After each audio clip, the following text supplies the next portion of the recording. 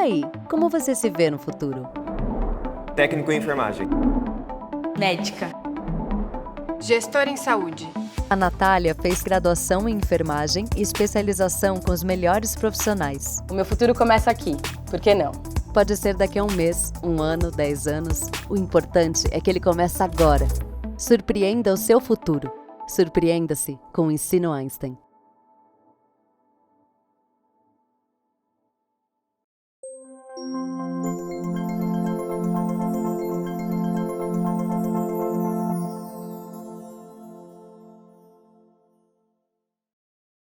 Olá pessoal, eu sou a Luciana Lima, repórter da Exame.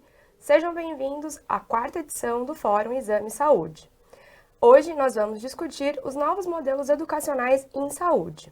Aqui comigo eu tenho o Rossandro Klingey, cofundador da Educa, o Júlio César Monte, diretor acadêmico do Ensino Einstein, e o Vinícius Guzmão, CEO da MedRoom. Gente, muito obrigada pela participação de vocês, sejam bem-vindos. Eu queria começar perguntando, na verdade, um tema que não dá pra gente deixar de falar, que é a questão da pandemia, né? A pandemia trouxe aí uma aceleração, né, e uma mudança muito grande, não só no ensino, como também na medicina como um todo. Eu queria que vocês comentassem um pouco quais são os principais impactos que vocês enxergam da pandemia, olhando para esses dois assuntos, né, tanto para a educação quanto para a saúde. Obrigado. Quer dizer, a pandemia, o que a gente viu, que as pessoas perceberam, realmente ela acelerou uma série de transformações digitais aí de uma maneira que ninguém esperava. Só que ela trouxe esse mundo digital no ambiente de pandemia, no ambiente de incerteza, de medo, de ninguém vivo viveu uma situação como essa na área de saúde, entendeu? Então as pessoas mesmo habituadas às incertezas, ao sofrimento humano, foi uma coisa que abarrou o mundo inteiro de uma maneira inesperada e as pessoas, o que está acontecendo, né? Então, isso, de certa forma, teve um impacto nas instituições que, eventualmente, tinham alguma estrutura para fazer uma migração rápida e evitar minimamente qualquer perda educacional com os alunos. Pôde fazer isso, teve essa oportunidade, mas não foi o que aconteceu na grande maioria das instituições. Uhum. E a gente vê aí esse passivo educacional aí que essa lacuna que hoje domina as grandes discussões, que nós vamos fazer com esses jovens que estão há 2 anos, 2 anos e meio, enfim, às vezes mais até, fora, que esse gap, dependendo da idade, eu acho que daí o Rossandro tem muito mais propriedade para dizer, dependendo, é uma idade que você não recupera, né? Uma idade ali de uma riqueza de educação, de pegar aquela criança, aquele jovem que não é transpor o que ele não aprendeu ali, ele tinha 8, agora ele tem 10, ele tinha 10, agora ele tem 12, o cérebro está se formando, então eu acho que nesse sentido aí ele teve oportunidade, trouxemos muitas coisas disso. Eu acho que a gente trouxe também um aprendizado muito grande.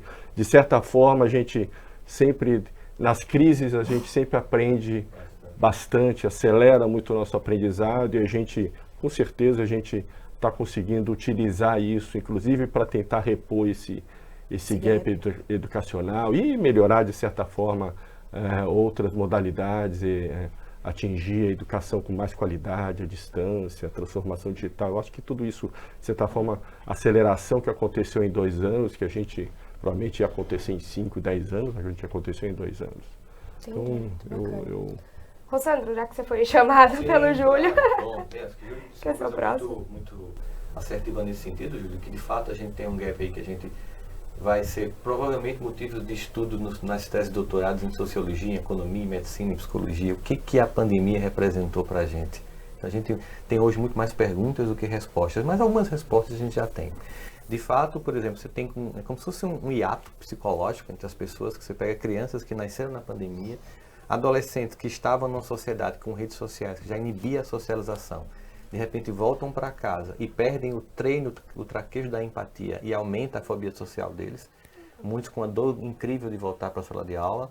Ao mesmo tempo, eu vejo como aspecto positivo, além do avanço tecnológico dessa entrega de a educação sincrônica e assincrônica aprimorada, que a gente teve que fazer, mesmo que diante da dor, isso é uma coisa muito importante, é que não foi planejado fazer isso, porque a realidade não negocia com a gente, ela simplesmente impõe, a gente tem que ir atrás, né?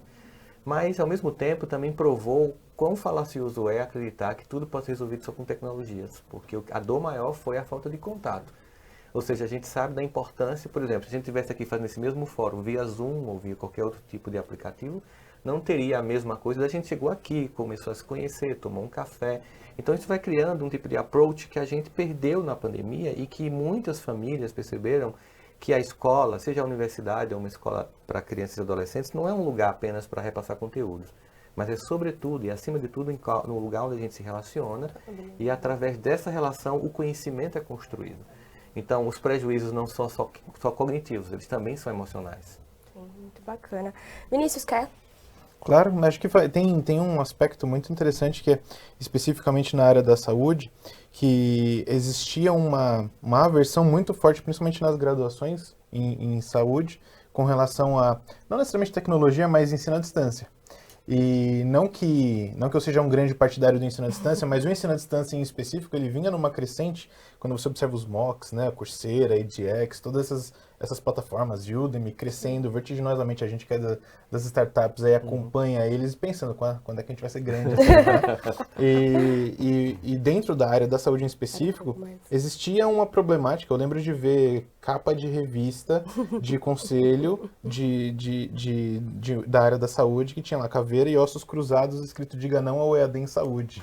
E aí vem a pandemia e você não tem outra opção, a não ser ter que trabalhar com isso. E é uma provocação muito forte, muito relevante até, que vai fazer invariavelmente todo mundo ter que olhar para essa forma de ensino, se eu posso colocar, ou para esse método, se eu posso colocar essa modalidade. E a gente começa a descobrir que, primeira coisa, não resolve, né? Então acho que isso fica muito claro para todo mundo, que a tecnologia não resolve o problema que a gente está de distanciamento e tudo mais. Existem vários outros aspectos que alguns a gente já conhecia antes da pandemia, outros a gente passa a conhecer a partir da pandemia, mas ao mesmo tempo a gente começa a ver que algumas coisas funcionam e que existe possibilidade de agregar um pouco mais dentro das experiências em sala de aula, inclusive na área da saúde, pensando nas graduações, nessas formas diferentes, nessas modalidades diferentes de ensino. Nem tudo precisa ser à distância, mas talvez nem tudo precise ser presencial também. Não é possível, né? Gera dinâmicas, tem um potencial para gerar dinâmicas muito diferentes, assim, até mesmo pré-pandemia. Então tem uma boa discussão aí. Muito legal. Não, é exatamente isso. Eu vou pegar o rabo dessa sua resposta para a minha próxima pergunta. Que eu ia falar exatamente dos desafios, né, enfim, na questão do ensino à distância relacionado à medicina, né, porque a gente sabe, na medicina, na verdade, na área da saúde como um todo, porque a gente sabe que era uma grande questão, né, antes da pandemia, muita gente se posicionava contra, dizia que era impossível, né, que também tem uma questão da qualidade do ensino, né, que a gente ia perder um pouco disso, ia perder também as aulas práticas, que não dá para fazer. Eu queria que vocês comentassem um pouco disso, né, o que vocês aprenderam do que dá para fazer, do que não dá para fazer, o que é possível, o que não é possível, olhando para ensino à distância na saúde. Vamos começar pelo Júlio? Eu acho que como o Vinícius falou, o ensino à distância, ele tem as suas vantagens de você proporcionar uma educação, eventualmente, que a mobilidade seja um fator que possa comprometer, você levar aprendizado para áreas remotas do país ou áreas do mundo, onde sem isso o acesso a uma boa instrução, um bom conteúdo seria muito difícil. Mas particularmente a área de saúde, a área que está numa interface com a pessoa, com o cuidado da pessoa, ela não pode prescindir do contato presencial humano, na formação desse profissional. Então daí vai depender dos modelos. Você tem ensino à distância que você já tem uma pessoa formada que quer fazer um aprimoramento, quer fazer uma capacitação, que pode ser predominantemente teórica. Ele já tem a formação dele. Agora, você tem a pessoa em formação, essa pessoa precisa ter boa parte da instrução dela presencial. Porque a área de saúde é uma área muito teórica e muito humana. Toque, né? Então, não existe cuidado sem empatia, sem comunicação, sem o toque. E isso, por mais tecnologia que você tenha, você perde esse relação humana. Então, a relação humana é relação humana. Eu tenho que estar do lado dele. Eu vou perceber coisas dele que eu só aqui, mesmo que ele não queira falar para mim, não tem jeito. Então, eu acho que tem as vantagens de você poder escalar o curso, a mobilidade, mas tem que ser a modalidade no momento certo, dosada de certa forma. Considerando hoje, sem isolamento, ninguém... Tem o ensino, a educação à distância com o isolamento, que daí tem todas as consequências. Estou falando hoje no ambiente normal, estamos saindo de casa, o nosso direito de ir e vir voltou, só que eu acho que na área de saúde isso é muito caro, o contato humano, a presença do profissional com a pessoa que está precisando desse cuidado, seja vendo o ser humano como um todo ali, em qualquer área. Não estou falando do médico, da enfermeira, do psicólogo. Acho que essa percepção é importante, entendeu? Tem trabalhos mostrando, às vezes, que você, mesmo presencial, se você, depois de uma consulta, às vezes, no ambiente público, a pessoa sai dessa consulta, você pergunta, o que aconteceu? Ela não sabe o que aconteceu, acabou de fazer alguma coisa está errada, falta empatia, falta comunicação. Isso é uma coisa fundamental.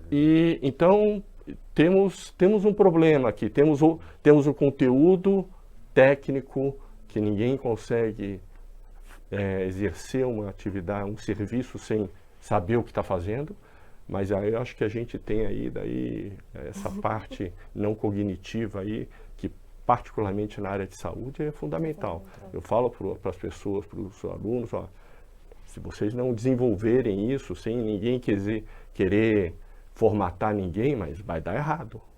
Você vai ter que fazer vínculo. E essa pessoa, se ela olhar no teu olho, ela sabe que você não está ali. Não é isso? A subjetividade, Júlia, é tão importante, sabe, Luciana, Vinícius, porque, inclusive, tem pesquisas que mostram que a cura é um sentido mais amplo, uma concepção de cura mais ampla, seja com profissionais médicos, fisioterapeutas, psicólogos, psicólogas, 50% dela passa pelo relacionamento que você estabelece com o paciente, mais do que a anamnese clínica. E se tem um jargão médico, que aí, Júlio, me corrija se eu estiver errado, a clínica é soberana. Se ela é soberana, ela não pode ser virtual. Porque você estava dizendo uma coisa aí, se já temos um problema no presencial com ausência, que eu faço no piloto automático, que eu atendo rapidamente, mal olho para o paciente, imagine se eu faço isso virtualmente. Então, eu perco esse contato humanizado. E aí essa escuta é comprometida. Essa escuta que não é somente a escuta médica em si mesmo, mas o toque, que muitas vezes aquela pessoa precisa olhar para você e sentir, eu vou cuidar de você, e aquilo já tem um impacto na própria subjetividade dela, no sentido de que, assim, eu não estou aqui, né, à deriva, alguém vai me ajudar nesse processo. Então, isso tudo nunca é conseguido através de uma relação que a gente estabelece do ponto de vista virtual, né? Mesmo o atendimento clínico-terapêutico, que também a gente teve que fazer virtualmente, porque quando a gente está atendendo um paciente, seja um profissional médico ou outro profissional de saúde, existem certos aspectos da consulta que não é o que você diz, é o que você não diz, é como o seu corpo transmite isso, o seu olhar que pula de um lado quando você pergunta uma coisa mais enfática e que nem sempre com a internet falhando, sobretudo, dá para poder ver, né? Então, sim, essa educação, ela realmente, como o Júlio muito me colocou, ela chega a mais lugares. Eu acho que ele foi muito preciso quando ele disse assim, se você já é um profissional formado, que está atuando e quer um aprimoramento mais teórico, funciona muito bem, né? Mas se você é uma pessoa em formação, eu atendia, Júlio, muitos cirurgiões quando eu tinha consultório, eu não atendo mais em consultório privado, mas atendo 19 anos. E teve um caso muito clássico para mim, que era assim, um cirurgião que era muito bom, tinha feito inclusive a especialidade dele médica em Harvard, e de repente ele começou a perder pacientes. E aí ele foi para o consultório muito por isso, né? E eu era muito direto com os pacientes, né? Para poder ajudar. Eu não vou passar aqui 12 anos com você fazendo análise, tá? Vai ser o objetivo aqui. Não, porque o meu campo cirúrgico é ótimo, eu tenho uma cirurgia maravilhosa, os meus colegas que indicam cirurgias, quando são os parentes deles, indicam para mim, mas quando são para pacientes deles, indicam para outros. É porque o seu relacionamento pessoal é péssimo. Você não consegue estabelecer uma socialização legal, nem com os colegas, nem com os pacientes. Então você é muito bom, mas você tem que entender que quem chega lá fragilizado, você tem que ter um diálogo, uma conversa. Imagina fazer isso virtualmente. Não funciona. Então a gente fala muito mais de uma capacidade de ensino para que essa profissional chegue na ponta e entenda que ele não é somente um técnico, mas é um ser humano que tem uma técnica aprimorada e que também é uma técnica humanizada, com empatia, essa flexibilidade cognitiva de se colocar na percepção de que nem sempre aquilo que eu fui treinado para responder vai dar conta, eu vou procurar os profissionais, aí eu tenho que ter um pouquinho também de humildade nisso, para que a gente possa, às vezes, pedir uma segunda opinião de um colega, que é muito importante isso, às vezes a gente não tem. Então, esse aprendizado só se dá mesmo no mundo real. Muito legal. Nícios, quer complementar? Eu complemento, eu acho que eu até coloco um contraponto. Ótimo, você tem que defender o seu lado aqui. Ninguém está demonizando, a gente está dizendo que não é a única resposta. Mas eu tendo a concordar com quase tudo. Tem uma coisa que é um exemplo que para mim é muito claro e muito forte, que é o seguinte. Eu gosto muito de história, de narrativa. E aí você vai ler um livro. Aí eles vão e fazem um filme do livro. Aí você vai assistir o filme. E aí na hora que você está assistindo o filme, você fala, pô, o livro era tão melhor. Né? Sempre, mas né? O que está acontecendo nessa parada? Foi feito para ser um livro. O livro foi feito para ser aquela história foi concebida para aquele meio, para aquela mídia. Então, para aquele meio, para aquela forma, ele teve um desempenho bom, satisfatório para mim, enquanto espectador consumidor daquele conteúdo. O filme, talvez para outras pessoas que não tiveram a experiência, pode até parecer bom, mas se ele ler o livro, pode ser que ele goste mais do livro. O que eu estou querendo colocar aqui? Mensagem certa pelo meio certo. Então, tem coisa que vai funcionar no virtual. Eu não tenho a menor dúvida de que vai. Tem coisa que não vai. Coisas que a gente depende muito de linguagem não verbal, é difícil de funcionar. É difícil. É o que a gente estava comentando agora. Para onde você olha, como você gesticula, todas essas questões, elas são difíceis mesmo que a internet fosse maravilhosa. A câmera, com avatares assim, né? Ela tá te cortando aqui. Eu lembro que eu tive uma conversa com um professor lá na USP e a gente estava conversando sobre o impacto do movimento das mãos enquanto você está fazendo uma aula. Então, o teste do estudo que a gente estava vendo era um vídeo que foi gravado com o professor dando uma aula gravada, só que onde ele não tinha as mãos aparecendo, era daqui para cima. Caramba. E depois um vídeo com as mãos aparecendo. E o engajamento dos alunos é maior quando as mãos aparecem. E aí você vai vendo que, talvez o problema não seja necessariamente a videoaula, porque o meu aluno não desempenha tão bem, mas pela forma como eu faço a minha videoaula. Porque tem jeito de fazer filme. Você pode fazer filme bom, você pode fazer filme ruim. Você pode fazer uma videoaula boa, você pode fazer uma videoaula ruim. Então eu acho que o que começa a ficar mais claro, o que a gente pode começar a pescar aqui tem mensagens que a gente consegue passar, se a gente desenhar elas para aquele meio. Tem mensagens que ela não adianta, você vai tentar colocar e encaixar e ela não vai ser bem absorvida. E o que eu acho que é o mais interessante de tudo, no final das contas, é que a gente vai caminhando para o tal do blended learning, né? Não é nem o ensino híbrido, porque o ensino híbrido foi meio que deturpado aqui no Brasil, que é aquele negócio de você faz 20 horas presenciais, 10 horas à distância, essas 10 horas à distância você assistindo um vídeo no YouTube. Não é tão por aí que eu estou comentando, é mais uma linha de essa parte desse conteúdo aqui, ele talvez seja muita memorização, vamos colocar ele para você poder ver quando você quiser, assistir em 2x, quantas vezes eu fiz isso? Colocar lá em 2x, porque o professor falava muito devagar. Passou muito isso. Coloca podcast em 2x, também. E dá certo. Mas ao mesmo tempo vão ter coisas que não vão dar certo, talvez com tecnologia. O Júlio tá ali, ó, se revirando com vocês, falando 2x. Mas eu acho que tá certo. Mesmo num ambiente não de educação, mas um ambiente profissional, a telemedicina, antes da pandemia, existia uma discussão muito grande, inclusive nos conselhos federais. Sim. Pode, não pode, deve, não deve. Se não houvesse a telemedicina durante a pandemia, ia ser um desastre. Certamente. Entendeu? Então, houve um alcance de assistência, de assessorar profissionais da área de saúde em áreas remotas que de outra maneira não iam conseguir fazer. Então hoje ninguém vai entrar nessa discussão da telemedicina. Que era uma Já- coisa que estava já super era em uma alta 2 coisa anos que em atrás, 2019, né? 18, Sim. discussões calorosas. Sim. E ela agora chega. A E realidade tem uma hoje, capacidade de ó, se impor, gente, né? entendeu? Ela está aí para ficar, entendeu? Com todos o momento certo, a condição certa, tudo contexto, tem seu né? espaço. É o que o Vinícius falou, tudo tem espaço. Acho que não é 8.800. A gente está muito...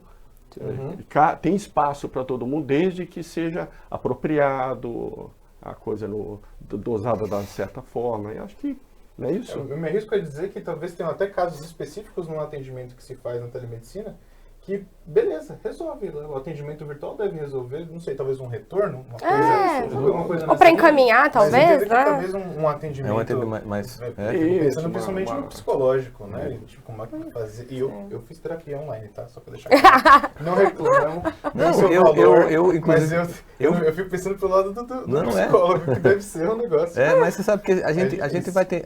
o ser humano ele tem uma flexibilidade neurológica muito boa e cognitiva para tentar dar conta do que está faltando, né? Então, na hora que você não tem aquelas outras impressões, sabe a pessoa que tem, por exemplo, nasce com deficiência visual e ela aguça os outros sentidos para compensar aquela falta? Meio que eu senti que a gente fez isso, né, Júlia? A gente começou a aguçar outros sentidos para dar conta da falta.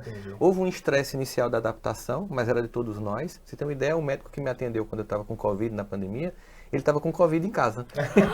E trabalhando. Trabalhando, porque ele estava leve, ele estava atendendo os pacientes que ele tinha uma demanda enorme. Eu estou com sintomas muito poucos, então eu vou atender. Ele é aqui de São Paulo e eu fiz a consulta online, que eu estava com a tosse persistente, ele passou o medicamento que passou. Então, sim, eu acho que você está certíssimo, Vinícius, no sentido de que às vezes a questão é que a gente quer pegar uma coisa que foi formatada por um ponto e achar que a medicina ou qualquer tipo de coisa, telemedicina ou qualquer tipo de atendimento virtual é só uma migração para cá.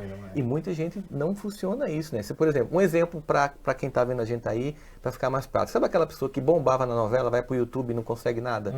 Porque a linguagem da TV para a novela era uma coisa, ela era muito boa para aquilo, mas no YouTube ela não manjava nada. Ou você tem a humildade de dizer, peraí, calma. Vou aprender. Aqui, da importância, por exemplo, do que você está fazendo, né, com a sua startup. Ó, eu estou aqui oferecendo para vocês uma forma desse conteúdo chegar de modo que esteja adequada a esta linguagem. Né? Então aí a gente consegue de fato entender. Acho que sempre se trata nunca de demonizar tecnologias, porque elas têm uma neutralidade, é muito o que o Júlio está colocando. Colocando dentro das devidas proporções, entendendo que tem que ser feito, né? Ou então quando a realidade coloca, você falando assim que havia uma discussão séria e de repente a realidade tem que ser. Eu lembrei de Victor Hugo, né? Do autor dos Miseráveis, ele dizia assim, é incrível a força de uma ideia cujo tempo chegou. Então, quando o tempo chega, aquilo que a gente estava muito discutindo, será que... Não, tem que ser agora. E foi salvífico. Se a gente não tivesse... Eu não sabia nem o que era Zoom antes da pandemia. Se não tivesse, Muita gente, né? Se não tivesse Zoom, StreamYard, Skype, que é uma coisa que a gente já conhecia, essas ferramentas para a gente trabalhar, isso em todas as áreas, professores tiveram se refazer. Agora, é claro, para o profissional, no primeiro momento, foi muito solitário e impactante, porque assim, você ligava para alguém, a pessoa estava com a mesma dúvida. Não tinha alguém que já vinha fazendo aquilo muito Tava todo mundo aprimoradamente para dizer, aprendendo, olha, né? pode vir que eu explico. Não. Era muito assim, um grupo de autoajuda, de apoio, assim. Como é que você está fazendo? Eu lembro que a primeira palestra que eu dei online, eu terminei como se tivesse levado uma surra. Por quê? Porque não tinha nem zoom, era somente o pixel da câmera. Eu entrava, então eu ficava olhando para a minha própria imagem, a coisa mais narcísica do mundo, falando para umas 15 mil pessoas, sem ver ninguém, sem ter feedback se as pessoas estavam gostando ou não. Quando terminou, eu estava suado de um jeito, aí eu comecei a sentir uma sede, eu bebi 2 litros d'água. E aí eu conversei com uns amigos meus da Unicamp, só Sandro, a gente está pesquisando aqui, os professores dando aula online estão tendo sede. Porque é justamente o organismo tentando compensar a falta dessa percepção maior. Mas a gente vai dando conta, a tecnologia ajuda demais. Muito bacana. Gente, eu queria retomar uma coisa que até a gente já abordou aqui, mas é a questão das habilidades socioemocionais, né? Falando para o profissional de saúde, que eu acho que vocês já citaram aqui da importância que isso teve, que isso tem, na verdade, né? Mas que nunca foi algo que foi bem resolvido, digamos assim, né? As escolas de medicina, né? Os cursos tradicionais de medicina não ensinavam empatia, não ensinavam habilidades socioemocionais, da mesma forma que não ensinavam gestão, né, negócios, né, sendo que grande parte, né, dessa população vai acabar empreendendo e abrindo seu próprio consultório. Eu queria que vocês comentassem um pouco de como trazer isso para a pauta vai ser uma das grandes tendências, talvez, aí desse novo ensino na área da saúde. Pode começar, Júlia. Então, eu acho que isso é que sempre foi fundamental, tanto que eu falo, eu acho até que as pessoas falam, precisa de uma medicina humanizada. A medicina nunca deixou de ser humanizada, né? Então, isso não é um modismo. Quando a gente pensou na concepção do curso, a gente pensou no sentido de a gente tem que não só ensinar as pessoas, mas educar as pessoas a serem profissionais da saúde. E isso é diferente. É verdade. O pacote de conteúdo na biologia, na psicologia, um só. Ninguém vai inventar, ninguém vai botar o coelho fora da cartola. Está ali. Agora eu preciso, essa pessoa vai, particularmente no nosso sistema de saúde, onde esses jovens entram no ensino superior, muito jovens, 18, 17 anos, e rapidamente esses jovens são expostos a sofrimento humano. Só que eles continuam tendo 19, 20 anos. Sim. Eles estão naquela área de que tribo eu pertenço, e dependendo do curso da área de saúde que eles são expostos, de cuidado, esse curso atropela um jovem nesse. Entendeu? Então, se ele não tiver uma estrutura, rapidamente esses cursos, em vez de aumentarem aquele altruísmo, idealismo, esses jovens se embotam e eles se formam profissionais embotados, porque eles se fecham numa redoma para sobreviver aquele túnel de sofrimento, porque eles não entendem aquilo. Se você não tiver um suporte e criar um ambiente de proteção, de comunicação, de empatia, de suporte a esse jovem, ele vai passar por um curso e você forma esse jovem, você só forma ele, mas está em pedaços, entendeu? Então é importante essas habilidades. A gente tem no nosso curso, é o único curso que eu conheço no Brasil que tem uma segunda fase de entrevista. É o que coloca o aluno dentro da faculdade. Depois de eu avaliar um conteúdo do ensino médio, o vestibular tradicional, eu faço avaliações de habilidades socioemocionais. Que legal. E isso muda a primeira fase do curso em 50% da lista. Nossa. Caramba! Eu vou ver empatia, eu vou ver comunicação, trabalho em equipe, ética, pensamento crítico. Eu vou avaliar, cada aluno passa por 8 estações simuladas de uma habilidade socioemocional. E durante o curso, o que eu acho que é o mais é essa avaliação formativa, autoavaliação, avaliação de pares, trabalhar em grupos, não ter grupo por afinidade. Eu vou sentar com ele, ele é meu amigo, então ele é o incluído, ele é o excluído. Não, você vai trabalhar com as diferenças de maneira aleatória, porque é assim que você vai trabalhar na vida. Você vai trabalhar... Você precisa trabalhar com os diferentes, você não vai trabalhar com o teu amigo o tempo todo. Sim. O importante, no final das contas, na nossa área da saúde, é que o paciente se dê bem. Essa é a prioridade. Então, a prioridade não é você, é o teu paciente. Sim. E o que for possível no final do processo, o teu paciente receber o melhor serviço, você vai ter que dar conta disso. Então a gente dá muito valor a isso. Eu acho que isso hoje é uma coisa, eu tive uma época na medicina onde as pessoas batiam no balcão para gritar com a enfermeira, esse profissional hoje teve um darwinismo, ele foi excluído do meio. Esse cara não sobreviveu, entendeu? É verdade. Uma seleção natural, esse cara não sobrevive, esse cara não consegue andar num hospital hoje. Que ele precisa trabalhar em equipe, ele precisa trabalhar com a enfermeira, com o auxiliar, com o médico de plantão, com outros profissionais, porque senão o que vai acontecer? O desfecho ruim vai ser com o paciente. E a gente aprendeu isso na área de saúde. E o jovem tem aquela particularidade de novo, dele entrar muito novo num ambiente muito duro, cheio de incertezas, entendeu? E ele com aquele ideal de ajudar as pessoas, que vai para essa área, eu quero ajudar as pessoas, tem um pulso vocacional muito grande essas áreas. E se você não tiver esse suporte de desenvolver essas habilidades, ele perde, ele vai murchando. E ele se forma um profissional competente tecnicamente, mas embotado. E daí vai dar errado, porque ele perde comunicação, ele perde vínculo humano, né? Perfeito. Vinícius, antes de você vai, eu sei que você é o seu tema, vamos deixar o Vinícius.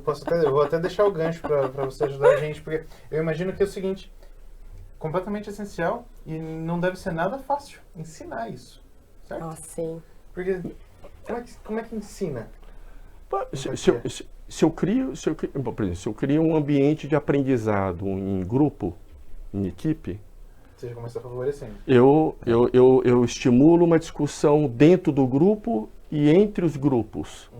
Ele precisa respeitar uma opinião diferente, ele precisa perceber que o grupo é melhor que o indivíduo. Você pode pegar o melhor da sala, o pior grupo vai ser melhor que o melhor aluno da sala. Individualmente, né? Sem dúvida. Então, formato e a gente novo, se surpreendeu com os jovens, eles dão um banho na gente, entendeu? A gente acha que vai ser difícil, porque eles entram num ambiente, o ambiente educacional é extremamente competitivo, né? Então aquela coisa de, tomara que você perca o RG no vestibular para você não chegar na prova, entendeu? Porque se algum entra, alguém ficou de fora. Se alguém está chorando, alguém está rindo. Não tem vaga para todo mundo. Mas depois eles percebem, a gente pensa, gente, todo mundo pode ir para frente. Aqui acaba, agora é colaboração, agora não é mais competição. E a gente achou que eles iam demorar para eles perceberem que aquela forma, eu estou aqui porque eu me garanti. Não, agora você quer que eu trabalhe com o Vinícius e o comportamento do Vinícius vai influenciar o meu rendimento, a minha nota? É isso mesmo, é o grupo. Esse trabalho colaborativo, e eles rapidamente se engajam nisso. Legal. E a gente achou que ia demorar, mas eles deram, esses jovens aí, eles renovam a gente, né? Vocês criaram uma estrutura de estímulo, na verdade, né, Júlio? Porque assim, quando você falou duas coisas que eu achei muito importante. Primeiro que há uma vocação que se você não dá conta dela na dor que eles encontram, tanto na própria formação, que é meio como um BOP às vezes, certas residências médicas, e também o glamour que também é destruído com a dor do paciente. Isso. Então você tem dois aspectos que é doloroso e inclusive também tem ideação suicida entre estudantes, né, que tem que tomar conta disso, né? A gente já foi chamado por várias universidades nesse sentido. E aí você pergunta, Vinícius, como é que faz isso? Porque não é como, por exemplo, você dá aula de ética e o aluno cola na prova sobre ética. Né? Socioemocional é a construção dessas habilidades. Ninguém nasce resiliente, nós nos tornamos. Ninguém nasce com capacidade de empatia. Nós temos que ser estimulados a fazer isso. Quando o Júlio falou que ele, vamos criar isso aqui, você vai fazer trabalho com seu amigo que você não gosta, ou com alguém aqui que você não tem intimidade ou que não mora perto, porque quando você for para um profissional, você não vai escolher a equipe. Então, na medida em que eu já crio um ambiente em que esse aprendizado se dá com o objetivo de fomentar essas competências emocionais, que o objetivo é que esse nome inteligência emocional ficou meio bem usadão, na verdade é um guarda-chuva em que você tem uma caixa de ferramentas que você monta para enfrentar a vida e os desafios que ela tem. E a gente não pode negar, especialmente no nosso país, o desafio de um profissional de saúde, porque ele não vai, assim que termina, necessariamente para o estado da arte, que é o Einstein, por exemplo. Muitas vezes ele tem que ir para a ponta da saúde pública, num PSF da vida, e ele vai sentindo todo aquele drama que muitas vezes ele precisa realmente, na falta de recursos materiais, que às vezes não tem, dependendo de quando ele vai fazer um trabalho lá, quando ele vai para o interior, né? Ele vai ter que dar conta dessa falta e aí vai entrar muito o humano que ele aprendeu. Esse recurso é muito fundamental. E quando ele chega nessas equipes, essa forma como ele raciona, claro que esse profissional ele aglutina intenções por ser liderança no setor. Se ele souber entender isso como alguém que coopera, existe um livro chamado O Futuro do Poder, de um cara que foi assessor do governo Bill Clinton, ele é professor de Harvard, e ele diz assim, que nós temos uma nova variável. O mundo sempre teve transição de poder, que é esse darwinismo que o Júlio citou, que pegou essa galera, uma geração que ainda tem alguns, né, nos interiores. Os dinossauros. Continuam alguns, né, uns outros ali, mas que tirando essa galera, então, eles assim, a transição do poder sempre aconteceu. Mas agora tem outro elemento, que é a difusão do poder. Então, por exemplo, eu estou lá maltratando alguém e alguém está me filmando, porque agora o poder está difuso. Até por uma questão de sobrevivência pessoal, eu preciso entender que num grupo eu tenho que estar disponível para que a gente entenda a liderança, não liderança sobre, mas liderança com. Tem um aspecto muito legal que eu acho que vale a pena, é que só não é darwinista, porque não é necessariamente natural. É social, né? O biólogo... Não, tá certo. Você está comentando aqui uma coisa que eu queria trazer, que é pensado. Tem que ser ensinado. Tem que ser ensinado. Tem que ser ensinado. É uma coisa que não necessariamente as pessoas vão trazer de berço ou qualquer coisa do gênero. E nessa de ser ensinado, tem método, tem o team-based learning, que o pessoal usa lá no está estabelecido. A prática do feedback, né? Que é muito importante. A gente tem uma cultura que, nossa, muito difícil de receber feedback, né? É crítica, você acha que eu né? estou falando com você? Eu não estou falando com você, eu não tenho nada pessoal contra você. Mas eu acho que você poderia ouvir uma pessoa uma opinião diferente da tua. Pronto. E eu continuo um amigo. Sim. Tá certo? Não adjetivar. Então, quando o jovem aprendeu, eles lá no nossos cursos, eles têm tanto feedback que se eles não tiverem um feedback em uma semana, eles entram em abstinência, entendeu? Porque, e a percepção de um depoimento de um estudante foi assim, quando eu recebo um feedback, a minha interpretação é, alguém está preocupado comigo. Como mudou? Não é uma crítica mais. Hã? Não é mais uma crítica. Não, tá alguém ligado. está preocupado comigo. Quando essa moça falou isso, eu falei, porra, olha a minha... Ela falou tudo. A frase que vocês queriam Ela escutar, falou tudo. Conseguimos. Conseguimos. A gente ficou, pô, esse é o recado, entendeu? Alguém está preocupado comigo. Se eu estou aprendendo, se eu estou... Entregando o meu melhor. Se eu estou bem, entendeu? Se eu estou como um todo, entendeu? Então... É uma mudança de cultura organizacional. Você percebe a importância disso? E a gente sente na ponta, como usuário do serviço do Einstein, você sente um nível de tratamento, assim, todo mundo. Você é acostumado naqueles cantos de ser mal, é olhar, chega lá todo mundo, o médico a médica que é ponta na área, que você chega lá, como você está bem, estão lhe tratando bem, daqui a um pouco eu te atendo, você vai percebendo isso. E se você chega, e a gente sabe, quem procura serviços médicos e serviços de saúde, vai muito fragilizado. Seja o paciente ou o acompanhante, o parente que está com o paciente, alguém que se ama, que está aí ameaçado de vida.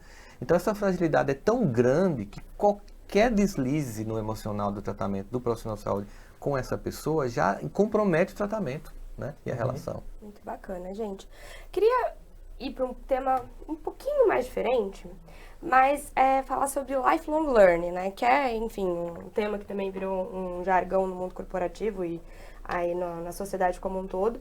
Mas na medicina a gente tem um número muito grande de alunos, né, que recompram os cursos, né? É uma tendência, né? O aluno de medicina, geralmente, né, da área médica, na verdade, ele recompra muito os cursos por uma questão de necessidade de se atualizar aí, porque é uma área que muda o tempo todo. Eu queria que vocês me contassem, então, se na medicina o lifelong learning já está resolvido, né? Se já está cumprida essa demanda social ou não. O que ainda precisa fazer para, de fato, eles serem um estudante aí eterno? Acho que o Júlio. Eu acho que hoje, com o mundo, com as transformações do jeito, acho que não se restringe a uma área do conhecimento. A velocidade com que você gera conhecimento na tecnologia, na psicologia, na engenharia, na medicina, é uma velocidade que você tem como proporcionar a esses jovens formas dele ganhar independência intelectual o mais breve possível. Independência intelectual significa que ele possa ter uma visão crítica da informação, saber onde é que isso aqui é lixo. A gente viu muito isso nos últimos 2 anos.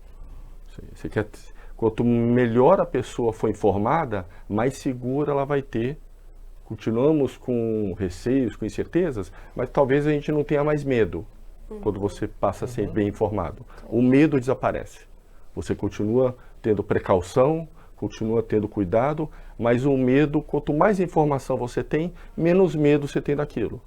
E a informação você tem que saber onde você vai procurar. Eu quero saber alguma coisa, eu vou procurar no site do CDC, no site do negócio. Eu preciso saber onde é que A fonte, não se aprende determinadas coisas num blog. Tá certo?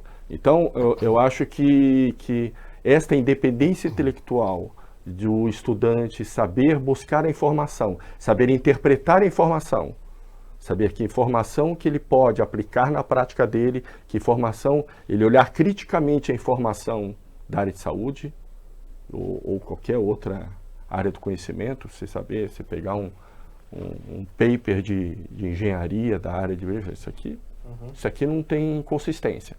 Foi publicado, mas não tem consistência, aqui não vira nada, entendeu? Sim. Então, acho que isso tem como você inserir isso no currículo e tem como você fazer com que esse jovem saia desta fase da vida dele, e daí ele vai perceber que essa preocupação de que se ele não procurar o conhecimento e não procurar a atualização, ele vai ser atropelado num curto espaço de tempo. Em algumas áreas, em 6 meses, muda. Eu falo para eles, tem coisas que vocês vão aprender durante a graduação que quando vocês se formarem não se faz mais daquele jeito, não se trata mais daquele jeito. Então, e ele percebe, né? Ele vai perceber que isso né, tem áreas que você não consegue prever como é que vai estar aquela área daqui a 5, 10 anos. É quase que um processo de heurística, né? Ensinar, aprender a aprender, né? Como que a gente aprende. E isso é muito legal, é muito interessante, que eu tenho a impressão, vou me arriscar aqui a dizer que na medicina deve ser onde se faz isso há mais tempo. É onde as pessoas elas se formam, então elas têm lá um período de formação formal, e aí depois elas têm que continuar visitando congresso, lendo, consumindo conteúdo, estruturalizando constantemente. Eu não tenho certeza se todas as outras áreas têm essa mesma demanda, ou pelo menos se o impacto dessa demanda é tão relevante quanto é na medicina. Talvez tecnologia, né? Não, a tecnologia tem bastante agora também. Cada 3 meses sai uma linguagem nova de programação para você aprender a programar, enfim. Mas o que eu acho legal desse processo de busca é que ele vai trazer uma outra coisa. É como se fosse oferta e demanda. Se você agora tem alguém que sabe buscar, a gente tem que conseguir ofertar. E quando você não está mais no ensino formal, por onde que a gente oferta? Pelo congresso, pelo paper, pelas revistas científicas e tudo mais. E aí eu acho que a tecnologia tem alguma coisa a agregar, que é o ponto que eu quero fazer, que é a gente não tem mais como trazer necessariamente todo mundo para dentro da sala de aula, um médico que está lá dando plantão em horários completamente confusos, difusos. É difícil de você trazer todo mundo para dentro da sala de aula de novo. Então como é que a gente faz para trazer conhecimento que antes eu só conseguia trazer no presencial, entre várias... Porque não é questão de ser o presencial, mas é de ser esse formal, né? Essa formação mais engessada. A gente vai ter que conseguir fazer isso com tecnologia. A tecnologia ela vai ter que desenvolver formas de interação que vão permitir que esses profissionais que agora estão ávidos pelo lifelong learning, que eles tenham como consumir conteúdo no lifelong learning, que não seja ficar vendo matéria em blog. Sim. É basicamente isso. E a gente pode desenvolver esse tipo de coisa e isso vem acontecendo. Acho que o Júlio quer concluir. Não, só para pegando o gancho do Vinícius, inclusive esses programas de educação continuada adaptativa. Onde customizado, né? Customizada. Eu faço uma trilha dentro do programa e ela me aponta minhas deficiências. Eu não preciso... Que é uma tendência também a customização na educação. E daí eu vejo, tua deficiência está aqui, tua deficiência está ali, segue aqui, volta esse passo. Não preciso ler o capítulo todo de novo, entendeu? Talvez. E daí essa inteligência artificial, essa coisa de você adaptar individualmente as lacunas da pessoa e ela seguir. Nós podemos estar lendo o mesmo assunto e eu consigo andar por ele de um jeito, você por outro, e a tua deficiência é outra. E nós estamos estudando o mesmo assunto. Ninguém precisa ler tudo, nós três, a mesma coisa, né? Perfeito. Sim.